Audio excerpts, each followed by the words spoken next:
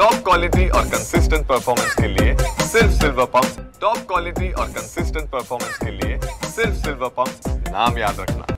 बुलढाणा जिल्ह्यातील जे मोठे प्रकल्प आहेत त्या मोठ्या प्रकल्पामध्ये आता सध्या 14% एवढाच जलसाठा शिल्लक आहे।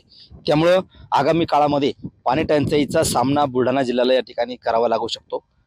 आपण जर बघितलं तर बुलढाणा जिल्ह्यातले जे 3 मोठे प्रकल्प आहेत ज्यामध्ये नळगंगा आहे, खडकपूर्णा आहे आणि पेनटाकळी प्रकल्प आहे, या तीनही प्रकल्पामध्ये सध्या 14% एवढाच जलसाठा या ठिकाणी शिल्लक आहे। मागील वर्षाच्या तुलनेत ह्या वर्षी अर्ध्याहून या ठिकाणी पाणी जलसाठ्यातलं या ठिकाणी कमी झालेलं आहे।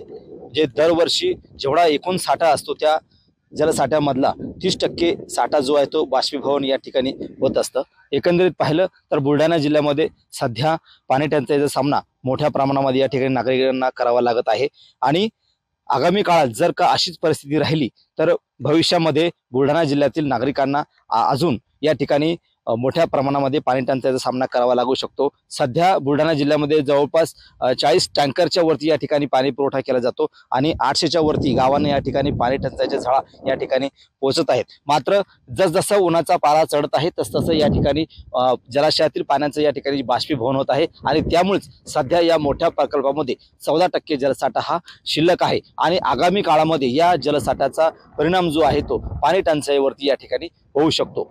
कॅमेरामन विजय देशमुख सह गणेश सोळंकी, TV9 मराठी, बुलढाणा।